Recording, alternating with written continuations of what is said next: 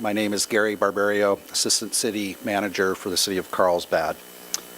Just in rebuttal to the comments raised by members of our community, they echo comments that were raised in letters that are included in your staff report, and your staff has reviewed, analyzed, and made recommendations as such to those letters in your staff report. The issues really focus on three things: the change to visitor commercial from 3 different LCP visitor serving designations, which Erin went over quite well in her presentation. We are doing what Mr. Ainsworth talked about earlier, simplifying and adding clarity to our LCP, taking 3 relatively similar land use designations and creating them with one, the visitor commercial.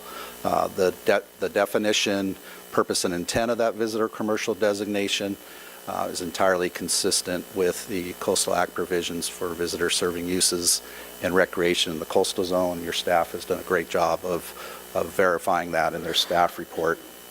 The other 2 issues relate to 2 specific pieces of property. One is the strawberry fields along I-5, 48 acres, and the other is the power plant site west of I-5 along Carlsbad Boulevard and our coast. Both of those pieces of property are within our Agua Hedionda segment of the local coastal program, a segment where we only have a land use plan. We do not have an IP, an implementation plan. So we don't have full certification. So any zoning, any coastal development permits, any land use changes in that area would automatically come to the Coastal Commission for review. The 48 acres along the freeway, the strawberry fields, in our local coastal program right now is designated travel services, TS.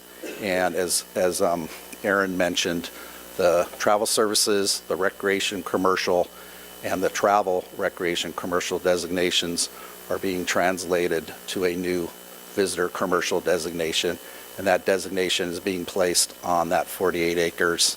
The LCP requires any future development there to do a specific plan that would need to come to the Coastal Commission. So all land uses would be under the purview of Coastal Commission as well as city regulations. They mentioned Measure A, which was a citizen initiative that was decided in February of this year, where a developer proposed a project on the 40 acres plus an additional 150 plus acres to the east. That measure was defeated. I just want to say that that was separate and distinct from our general plan and local coastal program amendment before you today.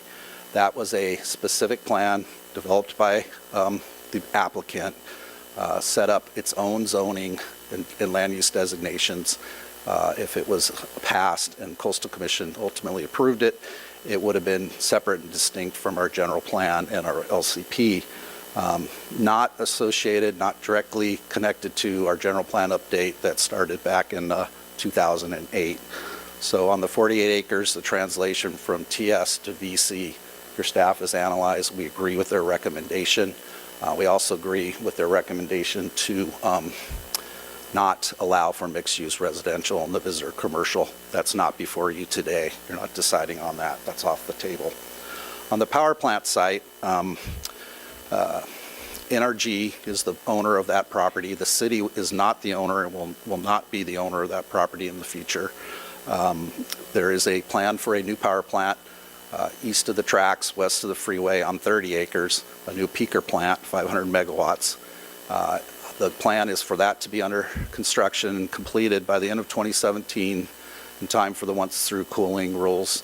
Encina would then shut down, be commissioned, and be demolished, and NRG would develop a redevelopment plan for the acreage west of the railroad. Currently, that site is designated in the LCP for utility uses. Through our general plan and Envision Carlsbad process, the 8-year community outreach process that touched over 8,000 residents who participated, they recommended a mix of visitor commercial and open space. And we have language in our general plan that requires a robust public outreach process, development of a specific plan to determine the exact mix of open space and visitor commercial uses and the type of visitor commercial uses on that site as an area of deferred certification. Obviously, that specific plan would need to come to the Coastal Commission, and until we have an IP on that property, any coastal development permits would be under the purview of the Commission. So we think your staff has done an excellent job of addressing the comments raised by the residents, removing the provision for residential mixed use, supporting the simplification of 3 designations to 1, and then ensuring that future land uses would be under the purview of the Coastal Commission. With that, I conclude, and if you have any questions, we're here to try and answer.